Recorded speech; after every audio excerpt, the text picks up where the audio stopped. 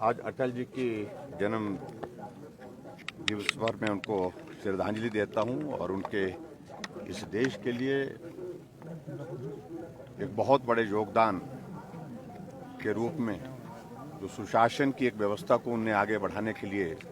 जो काम किया, उसके लिए ये देश सदैव अटल जी को स्मरण करता रहेगा। और हम सब लोगों का ये सौभाग्य है कि अटल जी हिमाचल को अपना घर मानते थे। प्रधानमंत्री रहते हुए व्यस्तताओं के दौर में भी वो समय निकाल करके हिमाचल मनाली में प्रीनी में अपने कुछ दिनों को बिताने के लिए आते थे और वहाँ हिमाचल के बारे में चिंतन करना, देश के बारे में चिंतन करना, हिमाचल की कठिनाइयों को करीबी से समझना, वहाँ पर लेखन करना, कविताएं लिखना और कविताएं सुनाना हमेशा एक कार्यक्रम का एक हिस्सा रहता ही था जब भी वो मनाली के प्रवास पर आते थे। और यहाँ तक कि प्रधानमंत्री के दायित्व पर रहने के दौरान भी आज अटल टनल रोहतांग में कह सकता हूं उनका एक स्वप्न है जो साकार हुआ है। और एक नहीं अनेक ऐसी देन उनकी हिमाचल प्रदेश के लिए रही है जिनको हिमाचल कभी भूल नहीं सकता। बतौर प्रधानमंत्री और अपने अटल जी के जो कार्यकाल का समय रहा है उसको भी अपना देश सदैव याद करता है। और जिस तरह से कारगिल के युद्ध में उनने पाकिस्तान को मुंह तोड़ जवाब दिया, बहुत बड़ा दबाव डालने की कोशिश हुई थी कि अमेरिका ने निमंत्रण दिया कि आप आइए, हम बैठ करके बातचीत करना चाहते हैं, पाकिस्तान भी बातचीत करना चाहता है। लेकिन अटल जी ने दो टूक होकर के अपनी बात कही कि मेरे देश की धरती पर आक्रमण हुआ है, जब तक मैं एक एक दुश्मन को यहाँ से मार करके गिरा करके उनको भगा करके जो है वो सफल नहीं होता, तब तक के लिए बात करने की कोई संभावना नहीं। तो ऐसे में मैं कह सकता हूँ एक पराक्रमी, एक कवि के रूप में, एक कोमल हृदय के रूप में, एक संवेदनशील के रूप में और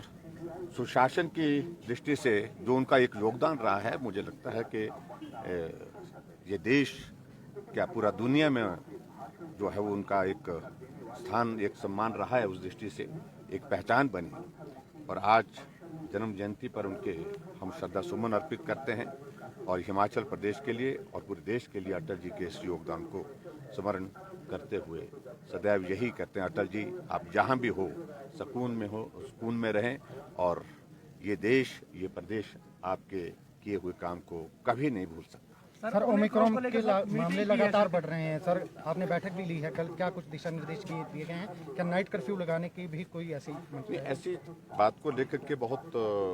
चिंता की बात नहीं। अभी तक हिमाचल प्रदेश में ओमिक्रॉन के वायरस की पुष्टि नहीं हुई। हमने कुछ सैंपल भेजे हैं लेकिन फिर भी उसके बावजूद अभी तक इस प्रकार की पुष्टि नहीं हुई है। लेकिन फिर भी ये बात सही है कि हमको सतर्क होकर के काम करना पड़ेगा, सावधान होकर के काम करना पड़ेगा। पिछले कल हमने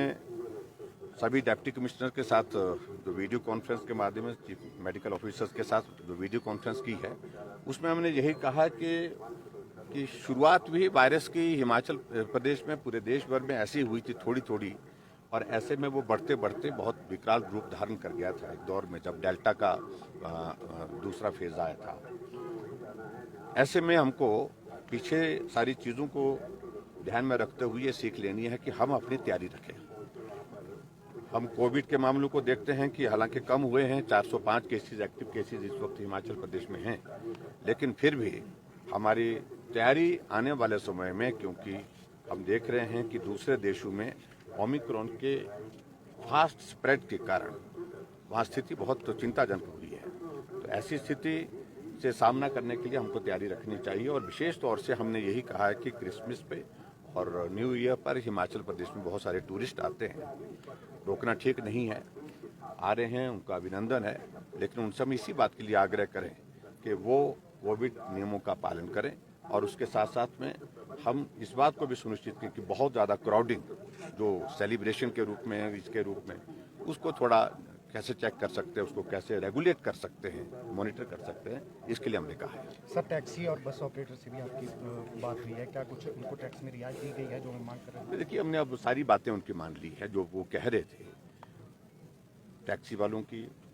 स्कूल बस वालों की और प्राइवेट ट्रांसपोर्टर्स की सारी बातें मान ली हैं और 164 करोड़ रुपीस अभी तक दोनों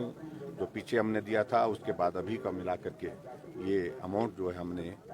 उनके लिए राहत के रूप में दिया है। तो मैं समझता हूँ कि अब कोई इशू नहीं है इसमें। Thank you.